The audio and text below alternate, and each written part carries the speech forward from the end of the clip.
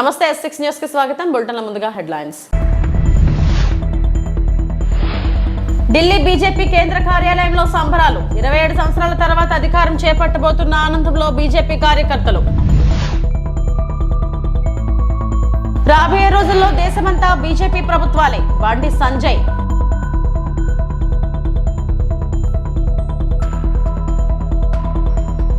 నకిలీ టీడీపీ సిబిఐలపై దర్యాప్తు చేయాలి.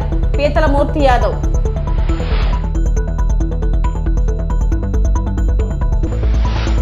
ఢిల్లీ అసెంబ్లీ ఎన్నికల్లో బీజేపీ ఘన విజయం సాధించడంతో ఏపీలోని పార్టీ శ్రేణులు సంబరాలు చేసుకున్నారు. 27 ఏళ్ల తర్వాత ఢిల్లీ పీఠం కైవసం చేసుకోవడంపై ఆనందం వ్యక్తం చేశారు. బాణసంచా కాల్చి మిఠాయిలు పంచుకున్నారు. ఢిల్లీ గడ్డ బీజేపీ అడ్డా అంటూ నినాదాలు చేశారు.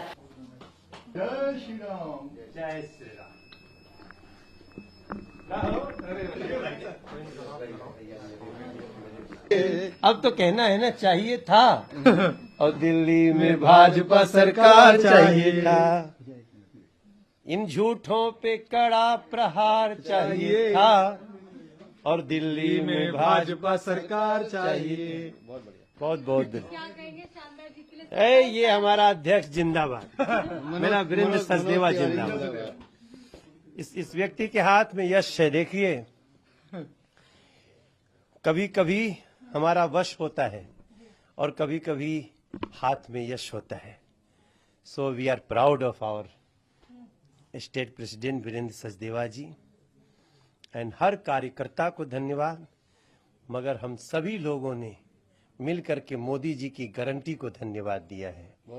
मोदी जी की गारंटी के प्रति जो विश्वास है दिल्ली के लोगों का दिखा है, वो ये तय हो गया है कि हरियाणा में जैसे लोग, महाराष्ट्र में जैसे लोग, अब मोदी जी अगर लिख के दे दिए संकल्प पत्र में तो फिर दुनिया की कोई ताकत, एक था ना जो बोलता था इस जन्म में नहीं, अरे इसी जन्म में तो बात। అందరికీ చాలా ఆనందంగా ఉంది. ఇలాంటి గెలిపే మన ఇండియా మొత్తం మీద మోడీ గారి నాయకత్వం వర్ధిల్లేలాగా మనందరం కష్టపడి మోడీ గారిని మళ్లీ మళ్లీ గెలిపించుకుందాం. ఆయన ఎప్పుడు ప్రధానమంత్రిగా ఉన్న రోజులు మన ఇండియా చాలా సంతోషంగా సుభిక్షంగా ప్రజలు కూడా ఆయన ఆధ్వర్యంలో. ఇది బీజేపీ అనే పార్టీ మతతత్వ పార్టీ కాదు, ఇది ప్రజల శ్రేయస్సు కోరే పార్టీ. ప్రజలు ఎప్పుడు సంతోషంగా ఆనందంగా సుభిక్షంగా ఉండాలని మోడీ గారు ఎప్పుడు పాటుపడుతూ ఉంటారు. కొంతమంది దుష్టులు ఈ పార్టీ మతతత్వ పార్టీ అని చాలా మంది పెట్టలేకపోతుంటారు. ఇది చాలా తప్పు. దీన్ని ఇండియా అందరూ ఖండించాలి. ఇలాంటి వాళ్ళని మనం ఎప్పుడు ఎంకరేజ్ చేయవద్దు. మోడీ గారి నాయకత్వం ఎప్పుడు సంతోషంగా వర్తిల్లాలి. జై శ్రీరామ్, జై శ్రీరామ్, జై శ్రీరామ్, జై శ్రీరామ్. విశాఖలో సిబిసిఎన్సి స్థలాన్ని మాజీ ఎంపీ ఎంవివి సత్యనారాయణ అక్రమంగా లాక్కొని అందులో చేపడుతున్న భారీ ప్రాజెక్ట్ ఎంవివి పీక్ నిర్మాణంలో నకిలీ టీడీఆర్లు వినియోగించారని జనసేన కార్పొరేటర్ పీతల మూర్తి యాదవ్ ఆరోపించారు. నకిలీ టీడీఆర్ల వినియోగంపై సిబిఐ విచారణ చేయాలన్నారు. 6 టీడీఆర్లు దినకర్ త్యాగరాజన్ పేరు మీద మార్చేసి దాంట్లో 5 టీడీఆర్లని సిబిసిఎన్సి స్థలంలో వాడారు. 129 కోట్ల రూపాయలు చేసేటువంటి అక్రమంగా కాకినాడ మున్సిపల్ కార్పొరేషన్ లో దోచేసినటువంటి టీడీఆర్ని, ఇక్కడ 64 కోట్ల రూపాయల టీడీఆర్ అక్రమంగా దోచేసిన టీడీఆర్ని, 200 కోట్ల రూపాయల టీడీఆర్ని సిబిసిఎన్సి ప్లాన్ లో హెచ్ఆర్ఆర్ కన్స్ట్రక్షన్స్ కి ఎంబీవి కొట్టేసి పెద్ద ఎత్తున కుంభకోణానికి పాల్పడిన మాట వాస్తవం కాదా? ఏదైతే 129 కోట్ల రూపాయలు టీడీఆర్ కుంభకోణం చేశాడో ఎంబీవి కాకినాడ మున్సిపల్ కార్పొరేషన్ లో సురేష్ నగర్ కన్వర్టబుల్ స్టేడియం పేరుతో ఇక్కడ వినియోగించిన టీడీఆర్లు చెల్లుబాటు కావు కాబట్టి, ఈ యొక్క టీడీఆర్ ఇక్కడ వినియోగించారు కాబట్టి ఈ 200 కోట్ల రూపాయల టీడీఆర్ల మీద పూర్తి స్థాయి సిబిఐ విచారణ జరిపించాలి. దేశవ్యాప్తంగా బీజేపీ ప్రభుత్వాలు ఏర్పడబోతున్నాయని కేంద్ర హోంశాఖ సహాయ మంత్రి బండి సంజయ్ అన్నారు. హైదరాబాద్ గోల్కొండ హోటల్లో బీజేపీ ఎమ్మెల్సీ ఎన్నికల సన్నాహక సమావేశానికి హాజరైన ఆయన ఢిల్లీ అసెంబ్లీ ఎన్నికల ఫలితాలపై స్పందించారు. ఢిల్లీ ప్రజలు చీపురుతో ఆమ్ ఆద్మీ పార్టీని ఊడ్చేశారని, ప్రజాస్వామ్యబద్దమైన పాలనను కోరుకుంటున్నారని స్పష్టం చేశారు. తెలంగాణలో కూడా అధికారంలోకి వస్తామని ధీమా వ్యక్తం చేశారు. రాష్ట్రంలో జరుగుతున్న 3 ఎమ్మెల్సీ స్థానాల్లో బీజేపీ విజయం సాధిస్తుందని బండి సంజయ్ ఆశాభావం వ్యక్తం చేశారు. ఎన్నికల్లో ఆమ్ ఆద్మీ పార్టీ ఎన్ని తప్పుడు ప్రచారాలు చేసినా, ఎన్ని వాగ్దానాలు ఇచ్చినా కూడా ప్రజలు నమ్మే పరిస్థితి లేదు. ఒక జైలుకు పోయిన వ్యక్తి, అక్రమంగా కేసులో జైలుకోయిన వ్యక్తి, అక్రమ సంపాదనలో జైలుకోయిన వ్యక్తి, అక్రమ దందాలో జైలుకోయిన వ్యక్తి ఇవాళ రాష్ట్ర ప్రజలు ఏ విధంగా పాలిస్తారనేటువంటి విషయాన్ని వాళ్ళ ప్రజలు గమనించారు. కాబట్టి మాకు జైలు రాజ్యం మాకొద్దు, మాకు ప్రజాస్వామ్యబద్ధంగా పాలన కావాలి. ఒక నీతి నిజాయితీ వంతుడైనటువంటి నరేంద్ర మోడీ గారి నేతృత్వంలో ఈ దేశంలో ఏ విధంగా నీతివంతమైన పాలన జరుగుతుందో, ప్రజాస్వామ్యబద్ధంగా పాలన జరుగుతుందో అటువంటి పాలన ఢిల్లీలో రావాలని చెప్పి ప్రజలందరూ ఆలోచించారు. అందుకే చీపుడుతో మొత్తం ఊడ్చి సాఫ్ చేసినటువంటి పరిస్థితి ఇలా ఢిల్లీలో చూస్తున్నాం. వారు వన్ సైడ్ విధంగా ఇలా భారతీయ జనతా పార్టీకి అనుకూలంగా ఇలా ఫలితాలు వస్తున్నాయి. తప్పకుండా నరేంద్ర మోడీ గారి నాయకత్వంలో, జేపీ నడ్డా గారి ఆధ్వర్యంలో, అమిత్ షా గారి యొక్క సూచనల మేరకు దేశవ్యాప్తంగా అన్ని రాష్ట్రాల్లో అతి త్వరలో భారతీయ జనతా పార్టీ ప్రభుత్వాలు ఏర్పడబోతున్నాయి. ఢిల్లీలో మేధావి వర్గంతో పాటు, సామాన్య ప్రజలతో పాటు మేధావి వర్గం అంతా కూడా భారతీయ జనతా పార్టీకి ఓటేసింది. ముఖ్యంగా ఉద్యోగస్తులు అందరూ కూడా భారతీయ జనతా పార్టీకి ఓటేశారు. కాబట్టి ఢిల్లీ మాదే, నెక్స్ట్ జరిగేటువంటి ఎమ్మెల్సీ ఎన్నికలు కూడా మాయే. ఇక్కడ కూడా మేధావి వర్గానికి అప్పీల్ చేస్తా ఉన్నా, ఉపాధ్యాయులకు అప్పీల్ చేస్తా ఉన్నా, నిరుద్యోగ యువతకు అప్పీల్ చేస్తా ఉన్నా. ఎమ్మెల్సీలో ప్రశ్నించేది భారతీయ జనతా పార్టీ. అధికార పార్టీకి ఓటేస్తే ప్రశ్నించి సస్పెండ్ చేస్తారు పార్టీలకు వెళ్ళి. ఇలా ప్రశ్నించేది భారతీయ జనతా పార్టీ. కాబట్టి ప్రశ్నించేటువంటి భారతీయ జనతా పార్టీకి, పోరాటం చేసే భారతీయ జనతా పార్టీకి, మీకోసం ఉద్యమించే భారతీయ జనతా పార్టీ అభ్యర్థులైనటువంటి ఎమ్మెల్సీలో, ఈ 3 ఎమ్మెల్సీలో భారతీయ జనతా పార్టీ గెలిపించండి.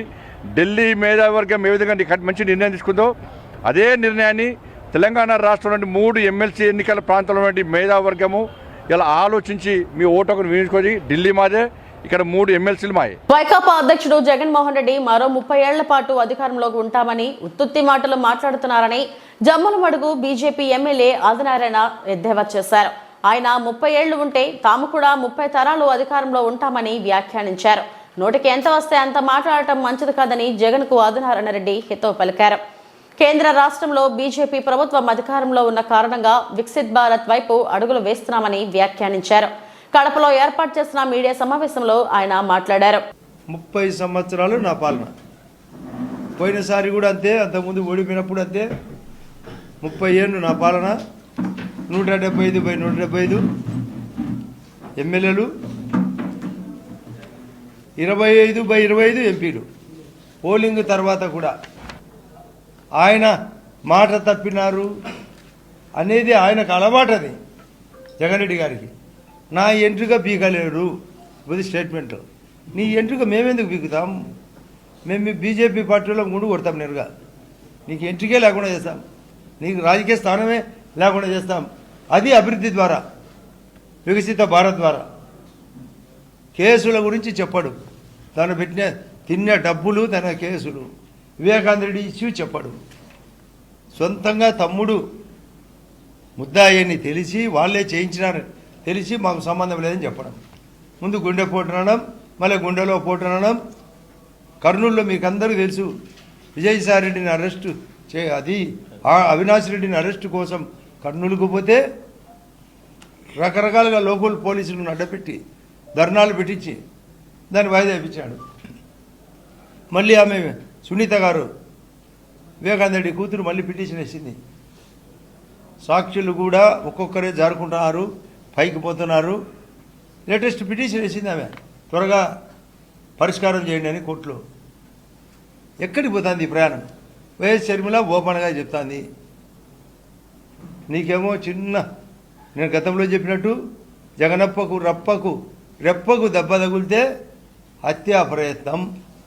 వాళ్ళ సొంత చిన్నాన్న వివేకానంద రెడ్డి పొడిచి చంపితే ముందు గుడ్డెపోటు, ఆ తర్వాత చంద్రబాబు నాయుడు గారు చెప్తే ఆదినారాయణ రెడ్డి కానీ మరొకరు కానీ. మన గౌరవ ముఖ్యమంత్రి గారు కడప కలెక్టర్ గారు చెప్తున్నారు, ఇప్పుడు దాదాపు 3,500 ఎకరాలు ఉంటే ఇంకొక 4,000 ఎకరాలు సేకరించండి, వివిధ ప్రాజెక్టులు తెస్తామని.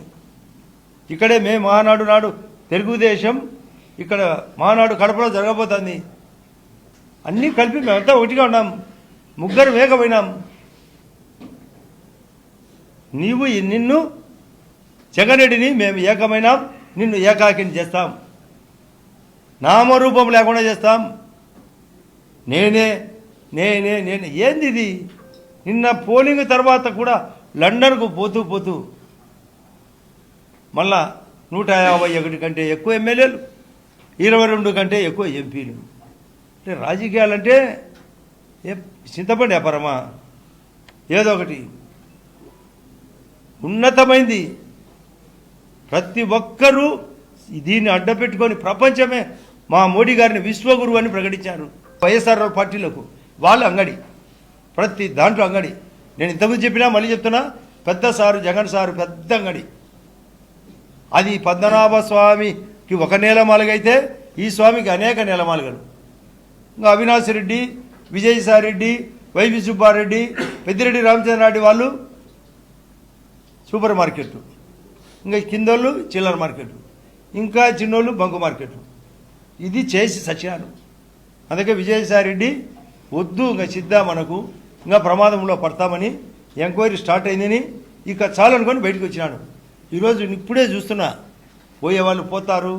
మా నాన్న ప్రతిసారి చెప్పేవాడు, నాకు దేవుడు ఉన్నాడు, ప్రజలు ఉన్నారు, మా నాన్న ఉన్నాడని. అయితే ఈరోజు ఏదో మర్చిపోయినాడు. కర్నూలు జిల్లా అదోని మండలం దిబ్బన్కల్లో బీజేపీ ఎమ్మెల్యే పార్థసారథి పారిశుద్ధ కార్మికుడు అవతారమెత్తారు. శనివారం గ్రామంలో పర్యటించిన ఆయనకు మురుగు కాలువలు శుభ్రం చేయడం లేదని, దుర్వాసన దోమలతో రోగాల బారిన పడుతున్నామని స్థానికులు ఫిర్యాదు చేశారు. దీంతో ఆయన పాహ్ర చేతపట్టి మురుగు కాలువల్లో పూడిక తీశారు. స్థానిక పంచాయతీ కార్యదర్శి పనితీరుపై అసంతృప్తి వ్యక్తం చేశారు. నేను చేస్తున్నప్పుడు మీరంతా ఎందుకు చేయలేరు? నేను చేస్తున్నప్పుడు చేయించగలుగుతావా లేదా? ఈ పని నేనే వచ్చి ఇంత చేసినవాడిని, నువ్వు చేయించగలుగుతావా లేదా? నువ్వు వాడి మీద నీ మీద చెప్తూ ఉంటే వీళ్ళంతా ఏమైపోతారు? ఈ బిడ్డలు చూడు ఏమవుతుంది. మన బిడ్డలే కదా వాళ్ళు. ఇట్లా మురుగుట్లో ఎట్లా ఉంటారు అర్థమైనా? అది చూపించడానికి నేను చేశాను ఈ పని. రోజుకు 1 గంట జనాల దగ్గర చేయిస్తే ఊర్లో నీ మీద కంప్లైంట్లు ఉంటున్నా.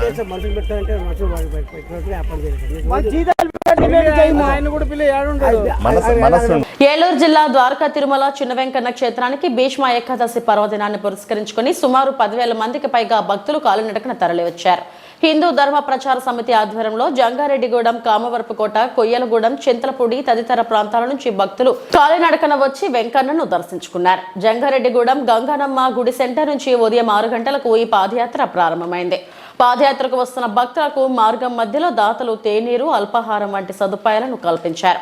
భక్తులు విశేష సంఖ్యలో రావడంతో శ్రీవారి క్షేత్ర పరిసరాలు కిక్కిరిసిపోయాయి. గోవింద గోవింద అంటూ భక్తులు స్వామివారిని దర్శించుకున్నారు.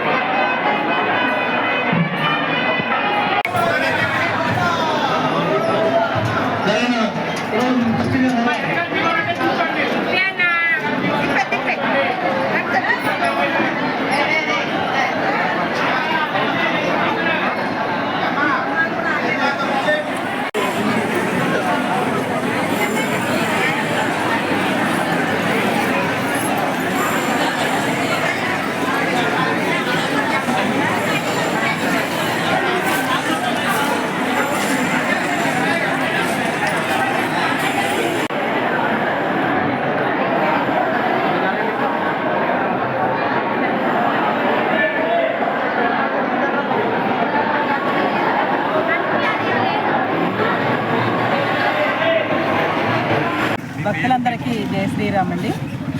నా పేరు గెల్లా వెంకటరమణ. నేను లక్కవరం గ్రామ సర్పంచ్గా పనిచేస్తున్నానండి. నేను గత 15-16 సంవత్సరాల నుంచి ఈ భీష్మ ఏకాదశి పర్వదినాన శ్రీ వెంకటేశ్వర స్వామి వారిని దర్శించుకోవటం, పాదయాత్రగా రావటం జరుగుతుంది.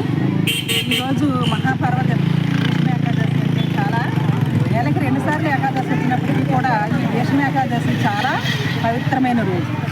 ఈరోజు శ్రీ వెంకటేశ్వర స్వామి వారిని దర్శించుకోవటం అనేది ఇంకా మాకు అలవాటుగా వస్తూ ఉంది. అలాగే భక్తులందరూ కూడా చాలా గ్రామాల నుంచి పాదయాత్రగా రావడం జరుగుతుంది. ఈ పాదయాత్రలో భాగంగా హిందూ ధర్మ ప్రచార సమితి వారు కూడా చాలా సహకరిస్తున్నారు. అలాగే దాతలు భక్తులకి ఎటువంటి ఇబ్బందులు రాకుండా వాళ్ళకి తేనీరు ఇట్లాంటివన్నీ కూడా సౌకర్యాలు కల్పిస్తూ ఉన్నారు. హిందూ ధర్మ ప్రచార సమితి వారికి చాలా థ్యాంక్స్ అండి. మన హిందూ ధర్మాన్ని ఇంకా ముందుకు తీసుకెళ్ళాలి, డెవలప్ చేయాలి, ఇంకా అభివృద్ధి చెందాలని కోరుకుంటూ జయ శ్రీరామ్. హిందూ ధర్మ ప్రచార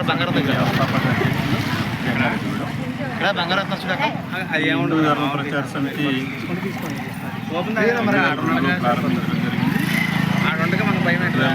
కూడా ఈ పాదయాత్రను కొనసాగిస్తున్నాం. కేవలం 24 మంది భక్తులతోటి పాదయాత్ర అప్పట్లో ప్రారంభమైంది. ఇవాళ ఈ పర్వదినాన్ని భీష్మ ఏకాదశి పర్వదినాన్ని ప్రతి సంవత్సరం మేము ఈ పాదయాత్ర నిర్వహిస్తున్నాము. ఈ సంవత్సరం శనివారము మరియు భీష్మ ఏకాదశి రెండు కలిసి రావడం వల్ల మరియు భక్తుల యొక్క విశ్వాసాలు తిరుమల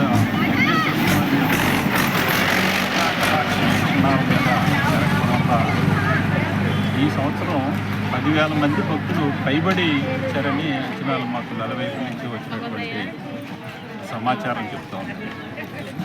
గత సంవత్సరం 10,000కి లోబడే ఈ పాదయాత్ర మీద నిర్వహించారు.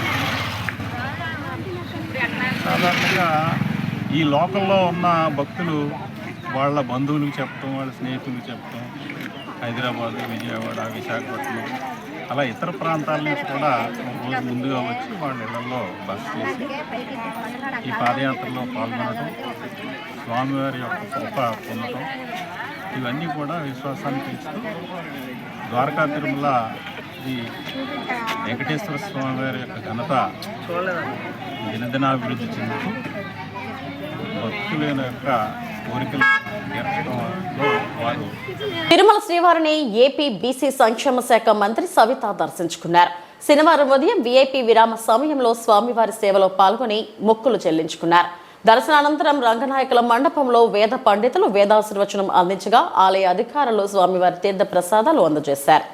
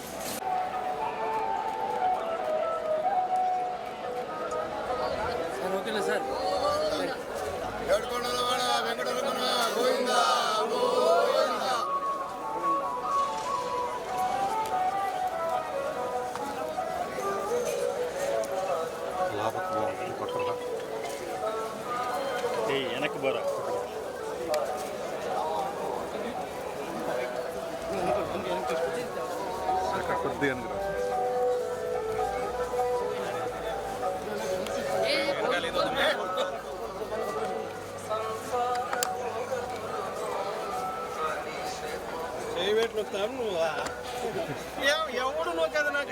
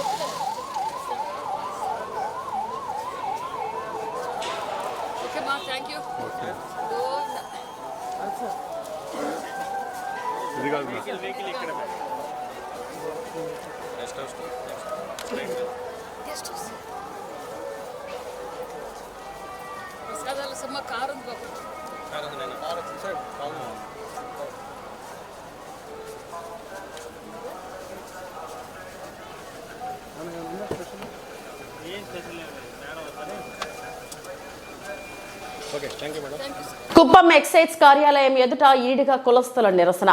ఈడిగ కులస్తులకు సంబంధించి సీఎం చంద్రబాబు ఒక మద్యం దుకాణాన్ని గుడపల్లిలో కేటాయించారు. మద్యం దుకాణానికి సంబంధించి ఎక్సైజ్ అధికారులు టెండర్లు స్వీకరిస్తున్నారు. నకిలీ కుల ధృవీకరణ పత్రాన్ని సృష్టించి టెండర్ వేయడానికి బలిజ కులానికి చెందిన ఓ వ్యక్తి వచ్చారు. ఈ నేపథ్యంలో వ్యక్తిని గుర్తించిన ఈడిగ కులస్తులు పట్టుకున్నారు. వెంటనే వ్యక్తి పరారయ్యాడు.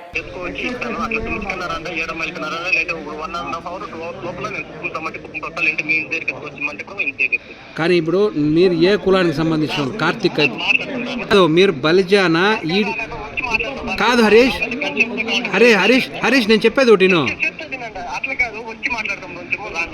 కాదు కాదు కాదు